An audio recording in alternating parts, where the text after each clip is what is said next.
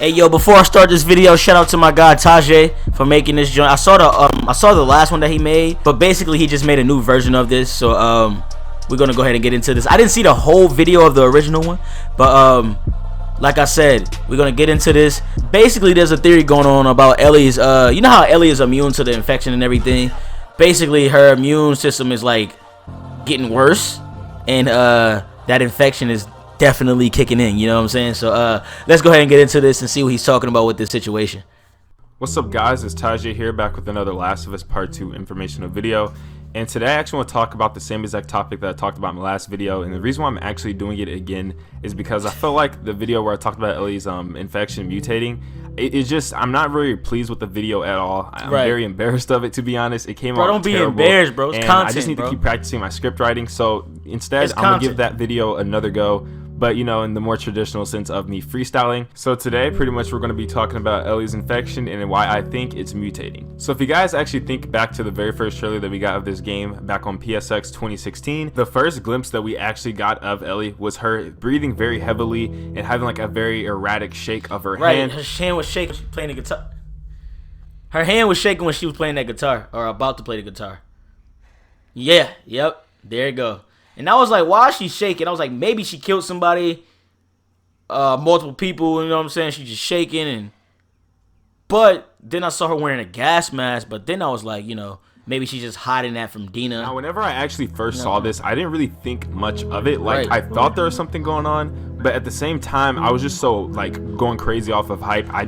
It kind of just went away over time. Like, I just didn't really think it was much of anything, especially whenever we got our E3 2018 gameplay. Nothing really showed up of that type of significance again. But then whenever we saw the reveal trailer for the release date, we saw the same thing happen again, and I feel like that's emphasized since they did show it off twice, and it's like this weird callback to the very beginning. I feel like there's something more going on here to the story that we're not really paying very much attention to. The consensus of the story thus far has to be that the story is mostly about hate. Whenever the first game was generalized and revolving around love, this game is fully about hate. We know that from Neil Druckmann. Absolutely. The moral of the story is also how far would you go to bring justice to those who've hurt the ones that you love. So that's what's known about the story as of right now. And then what people are thinking is that Dina dies or something like that along those lines. But pretty much whatever actually happens, we know for sure that it's going to be a very traumatic event. So them emphasizing like this erratic shake and this weird behavior of Ellie with her arm going on, of her trying to like maintain control, this could be like trauma or PTSD. Now I've already shared you guys my theory of what I think is going to happen, and I think Ellie's going to be sexually assaulted. So I feel like if that actually does happen in the story, that would be a great reason to, you know, compliment why she's acting like that. But at the same time, I think it's even more than just PTSD or trauma of the event as well. Now this is more than likely where I'm gonna catch all you guys' attention, and that's because I actually feel like Ellie's infection is pretty much mutating again. Now, the reason why I say again, if you guys didn't know, Ellie's infection has already mutated once, and that's actually the reason why she's immune. Now, I need you guys to actually think how cordyceps work. Cordyceps target the brain of the host, and they pretty much take control, leaving the host completely helpless and pretty much leaves them prisoner in their own body. Now, we also know throughout time the cordyceps actually evolve into other things.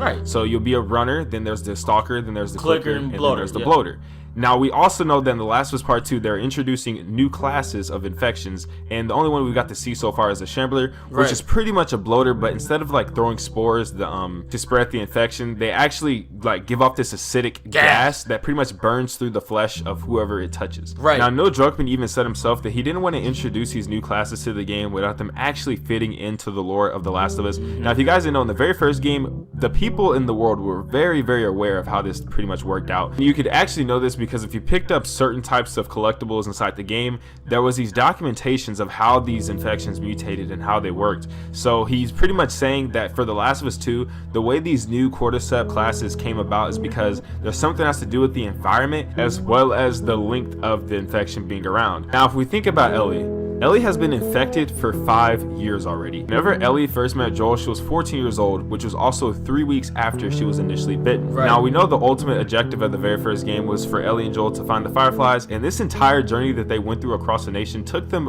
roughly a year. And then we know that The Last of Us Part 2 picks up 4 years after The Last of Us Part 1. So that would make Ellie infected 1 year throughout the first game, and then starting the second game 5 years into her infection, as well as whatever they have going on to explain this environmental changes on the cordyceps. Maybe that will also have something to do with it as well. Now this is what I'm thinking. So if we know the cordyceps have these changes and mutations throughout the environment in links of time, Ellie could actually go through these same changes as well. Now, this is the reason why I say this though, because the cordyceps in Ellie are very much alive. They're not dead. They're still there because we know that they mutated. Now, I'm not trying to seem crazy or anything, but I feel like since her infection is technically still thriving within her, it just can't really take control of her. It can still very much go through the same exact changes that the cordyceps would go through in anyone else. I just feel like it wouldn't alter Ellie in the same exact way, which is exactly why we see Ellie going through these like crazy spasms and she's having to focus and like regain herself. Now, if those two occurrences from the trailer still don't move you, there's actually a third occurrence where we see this happen, and that actually takes place wherever you see the new workbench system of the game where you upgraded weapons or whatnot. So if you pay very close attention to Ellie's right hand, you can actually see it twitch and like spasm out. Now, with that being said, I feel like this very much is twitching. It's twitching at all. There's something going on here that is more than what it seems to be. We don't exactly know what it is yet. It could be PTSD and trauma.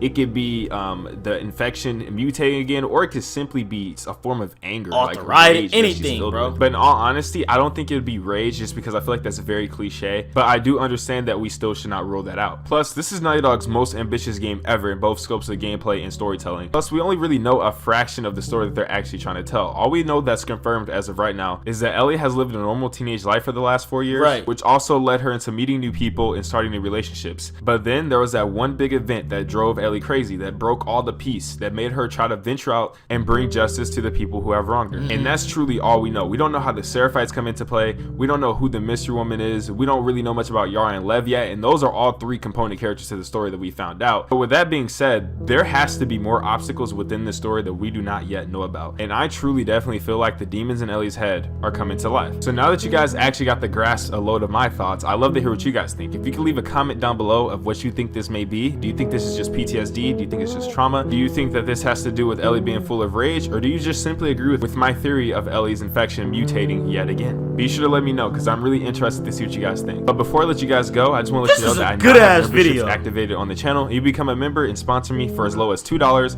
and it's just the extra way to show support, and you also get perks in return. It's not at all required. You guys do enough already by just watching my videos and being subscribed to the channel. But if you are interested, all you have to do is just click the link in the description. It will direct you right to it, or you can just go to my page and click the join button, whichever one is best for you, and you can become a member for just as low as $2. And yeah, I just want to say thank you guys for watching the video. Hope this revised version is way better than the horrid script that I wrote for the last one. If you guys could leave a like on this video, I really appreciate that, as well as subscribe to the channel if you're brand new with post notifications on, because I do upload daily Last of Us Part 2 quality content. Keep it up, bro. I'll see you guys tomorrow with another banger. Hey, great video, bro. Keep it up, man. Definitely keep it up. Hey, everybody go under Tajay's video. It will be in my description, and just say Witty watched this video. Witty reacted to your video. And that's tough, bro. That's tough, bro. You know what I'm saying? Keep that shit up. But I think, bro, it could go so many ways, man. It could be her immune system fucking up. It could be, like he said, new shit going on with the pollution and all type of stuff. It could be PTSD. It could be all type of shit. We just gotta see. We just gotta wait and see, bro. February. I really be tweaking, man. But hey, if you enjoyed this video, definitely leave a like. Subscribe to the channel if you're new. Turn on notifications to get notified when I upload and stream, man. Y'all know me, man. I drop bangers every day, all day. You feel me? That's what we do, man. That's what we do. It's your boy JosephWitty. You already know I want all these games. You feel me? You already know I want all of them. But hey, The Last of Us 2 multiplayer is gonna be tough because of the fact that it's gonna implement, you know, all of the details that's coming from the actual single player mode into multiplayer. That shit is tough, bro. It's crazy, man. It's gonna be fun. PS5 is gonna be insane. Mark my words. Mark my words.